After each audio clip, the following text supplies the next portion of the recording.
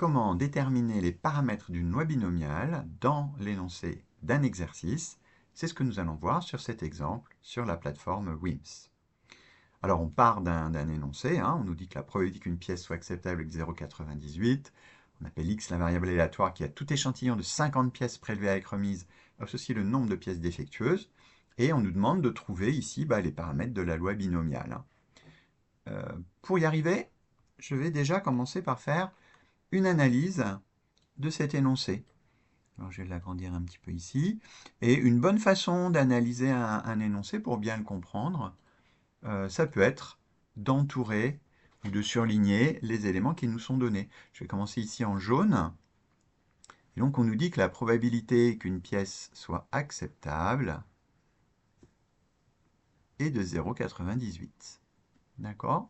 Donc 0,98, ça veut dire 98% en fait. 98% des pièces sont acceptables. Vous verrez quand vous lancerez l'exercice, il vous le dira parfois sous cette forme-là.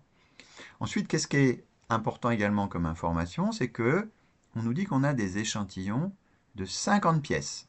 Autrement dit, dans un échantillon, on prend 50 pièces, on répète 50 fois l'expérience aléatoire qui revient à prendre une pièce. On nous dit ici aussi, et ça c'est une information qui peut être importante dans certains exercices, qu'on le fait avec remise. Alors si vous vous rappelez de votre cours sur la loi binomiale, c'est parce qu'on prend les choses avec remise, c'est-à-dire qu'une fois qu'on a pris une pièce, on la remet dans le lot, qu'on peut effectivement utiliser une loi binomiale. Si on n'avait pas la remise, il faudrait faire autrement. Il faudrait faire des arbres de probabilité, par exemple, et calculer des probabilités conditionnelles. Donc ici, c'est parce qu'on a la remise qu'on a la loi binomiale, mais comme on nous dit déjà que c'est une loi binomiale, ici, on nous le dit dans l'énoncé, c'est une information qui, ne va pas nous être demandée. Si on nous avait demandé, ça pourrait être un autre exercice, quelle est la loi suivie par x, là on aurait eu besoin de la remise pour répondre. Et enfin, la deuxième chose importante qu'il faut chercher dans un énoncé, c'est les questions qui nous sont posées. Donc là, en fait, ce qu'on nous demande, c'est de compléter les paramètres de la loi. D'accord? Bon, donc il faut en fait mettre des choses ici et des choses ici. Mais pour compléter les paramètres, il faut savoir ce qu'on nous demande. Et qu'est-ce qu'on nous demande en fait ici? X, il compte le nombre de pièces défectueuses. Et donc, ce n'est pas le nombre de pièces acceptables.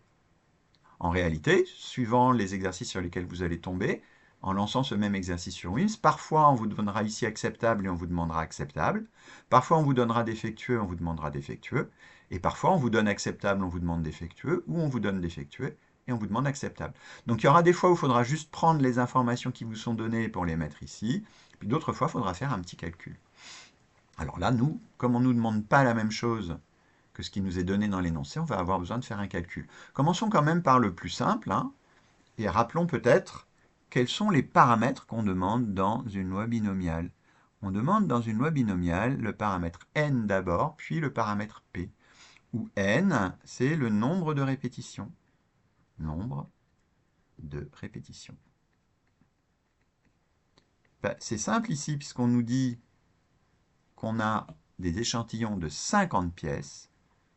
Ça veut bien dire qu'on a répété 50 fois l'expérience aléatoire qui revient à prendre une pièce. P, c'est la probabilité de ce qu'on compte. Alors, qu'est-ce qu'on compte? On va aller regarder ce qu'on compte. Ce qu'on compte, en fait, c'est le nombre de pièces défectueuses. Donc, en fait, P, c'est la probabilité d'être défectueux. Est-ce qu'on nous donne ça dans l'énoncé? Non, c'est ce qu'on a vu tout à l'heure. On ne nous donne pas les pièces défectueuses, on nous donne les pièces acceptables. Mais on sait que défectueux, c'est le contraire d'acceptable. En tout cas, on peut faire cette hypothèse-là. Et donc, on va pouvoir dire que la probabilité d'être défectueux, c'est 1 moins la probabilité d'être acceptable. Alors, pourquoi est-ce que je fais ça? Parce que j'ai vu en seconde que la probabilité d'un événement contraire, ce qu'on note A bar, le contraire de A, c'est 1 moins la probabilité de A. Donc, la probabilité du contraire d'être acceptable, c'est-à-dire être défectueux, c'est 1 moins la probabilité d'être acceptable. D'accord? Ça tombe bien puisqu'on connaît la probabilité d'être acceptable. La probabilité d'être acceptable, c'est 98, 0,98, 98%. Et donc, si je fais le calcul 1 moins 0,98, je trouve 0,02. Donc, je peux dire que la probabilité que je cherche ici, c'est 0,02. Attention, en fait, comme je suis sur WIMS, la virgule va être donnée avec un point. C'est ce qu'on nous rappelle ici. Hein. WIMS ne connaît pas la virgule. Et il faut lui donner les éléments sous forme décimale et pas sous forme de pourcentage. Donc, j'ai plus qu'à vérifier que je ne me suis pas trompé. Ici, je vais remettre les 50 pièces, c'est le nombre de répétitions. Le 0,02 qui correspond à la probabilité de tomber sur une pièce défectueuse, c'est 1 moins le 0,98 qui est ici. Et on va vérifier que c'est la réponse attendue par WIMS. Ça lui convient bien. Donc voilà, dans le cas où on avait une différence entre l'énoncé de départ, ici, les pièces acceptables, et puis ce qui nous était donné, vous voyez qu'il y a un petit calcul à faire. Alors en fait, on peut aussi tomber sur un cas où les pièces... Ah voilà, on est encore dans le même cas où c'est acceptable et défectueux. Ce n'est pas l'exemple que je voulais donner. Tant pis. Je vais réessayer un petit peu. Voilà, peut-être j'aurai plus de chance. Non, c'est toujours la même chose qui m'est demandé. Donc là, on me donne défectueux et on me demande acceptable. Bon, j'essaye encore une fois, sinon tant pis. Mais il y a des fois où on nous donnera la même chose. Hein. Voilà, donc là c'est bon. Je recommence. Ah, décidément, j'ai pas de chance. Hein. Tac. Alors ici ensuite le nombre de pièces acceptables et on me donne défectueux. Il faut bien que je fasse 1 moins. Je réessaye. Alors, les nombres de pièces défectueuses, là, voilà, c'est ça que je voulais voir. Donc, voici un autre exemple, hein, toujours avec le même exercice. Cette fois-ci, on nous donne dans l'énoncé la probabilité qu'une pièce soit défectueuse, et on me demande le nombre de pièces défectueuses.